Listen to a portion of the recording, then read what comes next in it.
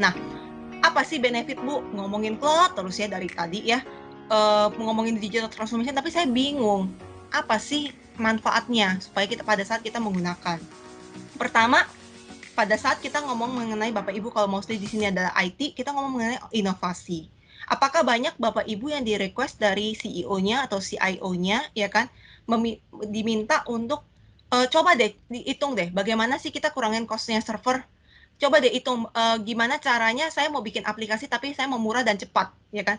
Bagaimana Bapak Ibu diminta cepet dong, saya nggak bisa nunggu lama lagi. Sering nggak Bapak Ibu diminta request seperti itu dari CEO atau C-levelnya kalian? Nah, ini adalah salah satu manfaat yang didapatkan apabila Bapak Ibu menggunakan cloud, inovasi ya. Kita bisa membantu untuk mengaccelerate aplikasi supaya bisa lebih cepat dengan toolsnya kita. Developer menggunakan bahasa pemrograman apapun juga bisa di-accelerate, kita ada platformnya, ya kan, bahkan itu sangat mudah untuk digunakan, dan yang paling penting adalah quick, cepat, kecepatan, ya kan. Kalian bisa langsung drag, click, and drop saja, ya kan, in the same day, karena feature itu sudah ada di cloud, tidak harus menunggu. Kalau layaknya on-prem itu kan mesti menunggu PO dan lain-lain. Itu yang pertama.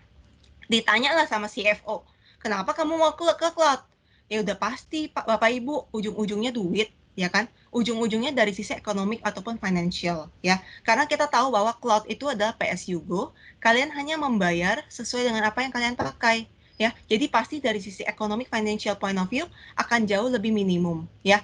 Dan sama juga pada saat kalian menggunakan on-premise, mungkin Bapak Ibu yang masih pakai on-premise, Bapak Ibu pasti diminta untuk bayar besar sekali di depan. Ya iya, nggak mungkin cicilan. Masa iya kayak kartu kredit? Kan nggak mungkin. Pasti bayar besar di depan. Itu kan sudah menjadi capex perusahaan, beban perusahaan loh. Bisnis jalan nggak jalan, maju nggak maju, tumbuh nggak tumbuh, saya mesti invest di depan. Ya kan? Itu resiko besar, to be honest, kalau dari dari sudut pandang seorang CFO, ya kan? Tapi dengan cloud, Bapak Ibu bisa fleksibel.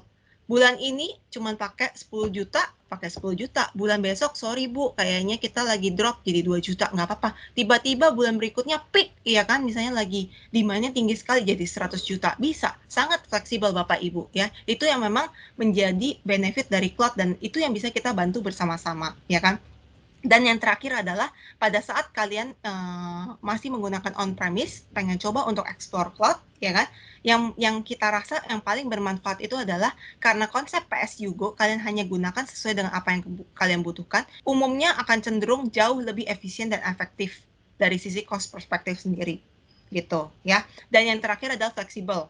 Namanya cloud, Bapak Ibu bisa kerja dari mana aja, nggak mesti duduk di depan table kantor, ya kan, monitoring server terus setiap hari. Mana yang kesiram air sedikit juga aduh rentan sekali, tiap hari deg-degan gitu ya. Orang lagi zaman corona saya tetap harus disuruh ke kantor karena suruh monitoring server, ya kan. Kalau dengan cloud Bapak Ibu udah nggak usah, tinggal duduk di rumah, monitor selama ada koneksi internet, semua aman gitu ya. Bisa di-deploy di mana aja, dan juga risk Bapak Ibu. Pada saat Bapak Ibu menggunakan cloudnya Microsoft, hari ini Bapak Ibu suka sama saya, Bapak Ibu pakai, besok nggak suka, mau di drop, itu bisa. Sangat fleksibel, kita tidak pernah mengikat adanya dengan jangka waktu tertentu. Kurang lebih seperti itu, ya. Oke, nah, tadi saya udah jelasin sedikit, mungkin ini sedikit kasih gambaran Bapak Ibu, kenapa kita bilang bahwa cloud itu sangat efisien dan efektif, ya. Kalau kita lihat on-premise, ada gabungan dari apa? Ya, mulai dari server, sewa gedung, listrik, ya kan, mungkin network, dan lain-lain Bapak Ibu. Itu adalah komponen dari sisi on-premise kalau kita lihat di bar paling kiri, ya. Pada saat kita ngomong mengenai on-premise, kan nggak mungkin Bapak Ibu punya data 50 giga, misalnya 50 tera misalnya, tapi server Bapak Ibu 50 tera, nggak mungkin kan? Bapak Ibu pasti reserve jauh lebih besar. Bapak Ibu minimum reserve 200 tera. Berarti sisanya ini kan empty Bapak Ibu. Yang dipakai itu cuma 50, sisanya itu 150. Ini kan sebenarnya loss, ya kan, yang sebenarnya bisa kita save dari sisi cost perspektif. Nah, ini ngomongin data center, ngomongin server. Bisa jadi dari yang tadi 50 ini 50-nya itu yang aktif dipakai itu nggak semuanya. Hanya VM-VM tertentu doang yang memang sering dipakai, yang lain itu banyakan idle. Nah, pada saat kita menggunakan cloud, hanya yang biru muda ini sajalah yang kalian cukup bayar. Kalau misalnya on-premise kan kalian harus bayar keseluruhan. Kalau misalnya cloud, kita hanya butuh untuk membayar seperti ini. Ya, itu dari sisi skenario-nya. Nah, Apalagi Bu manfaatnya kan tadi kan udah ngomongin kalau misalnya saya udah ngerti deh dari sisi on premise versus cloud seperti apa.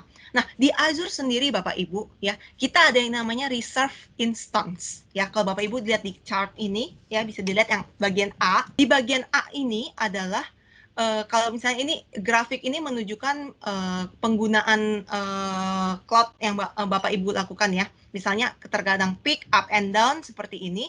Nah, untuk Microsoft sendiri, Azure, kita punya namanya reserve instance. Jadi kalau Bapak Ibu udah ngeliat nih patternnya seperti ini, kita tarik garis lurus.